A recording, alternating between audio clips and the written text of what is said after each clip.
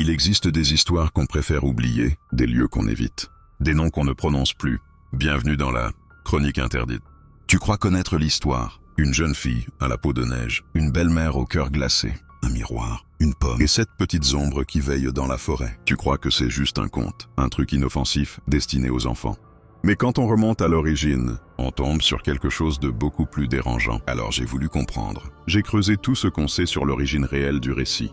Pas dans les versions qu'on répète partout, mais dans les faits, dans ce qu'on peut encore vérifier. Et la vérité, elle, n'a rien d'apaisant. Elle n'a jamais été écrite pour les enfants. Quand on retourne à la toute première version du récit, celle publiée en 1812 par les frères Grimm, on découvre un texte cru, brutal et terriblement humain. Dans ce récit, la marâtre ne veut pas simplement écarter la jeune fille. Elle veut qu'on l'arrache au monde, qu'on lui ouvre le ventre et qu'on lui rapporte ses poumons et son foie. Pour les manger, un acte de cannibalisme, motivé par une obsession maladive de la beauté. Mais ce n'est que le début. Elle tente de la tuer à plusieurs reprises.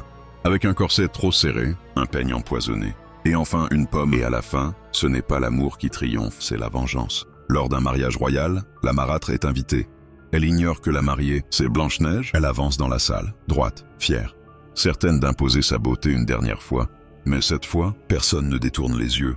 On la reconnaît, et devant toute la cour, le châtiment est prononcé. Des chaussures en fer, chauffées à blanc. Elle devra les enfiler et danser jusqu'à ce que ses jambes cèdent, jusqu'à ce que mort s'ensuive.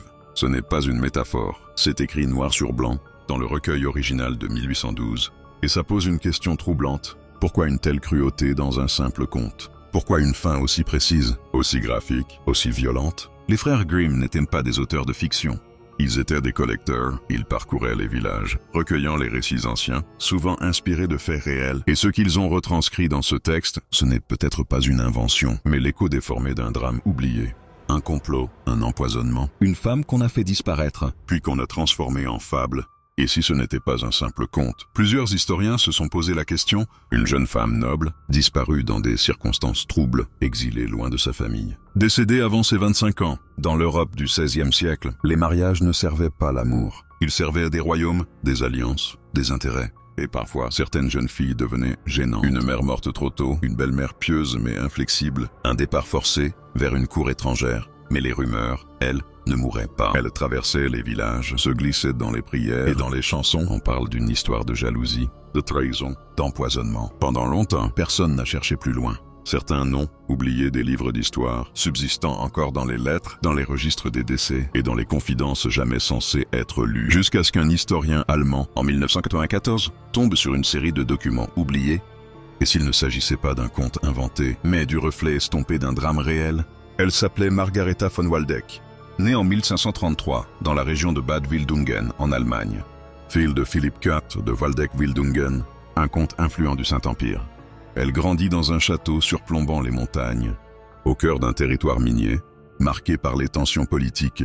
À l'adolescence, Margaretha est envoyée à Bruxelles, à la cour des Pays-Bas espagnols, officiellement pour y recevoir une éducation noble. Mais certains y voient une stratégie pour l'éloigner discrètement. Son père, sa belle-mère, ses origines protestantes, tout était sujet à conflit. À Bruxelles, elle attire rapidement l'attention du prince héritier d'Espagne. Philippe, futur Philippe II, l'un des rois les plus puissants d'Europe. Une union entre eux aurait bouleversé les équilibres religieux et politiques. Mais ce mariage n'aura jamais lieu. En 1554, à l'âge de 21 ans, Margaretha tombe subitement malade.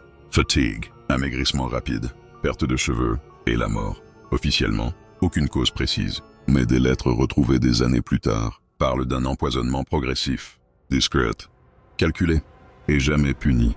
Un chercheur allemand, Eckhard Sander, a consacré un ouvrage entier à cette affaire en 1994. Il y avance que Margaretha aurait pu être la véritable source d'inspiration de ce que l'on connaît aujourd'hui, comme le conte de Blanche-Neige.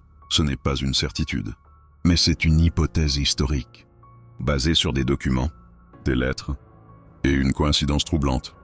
La beauté d'une jeune femme, sa disparition prématurée et une marâtre qui voulait l'éliminer à tout prix.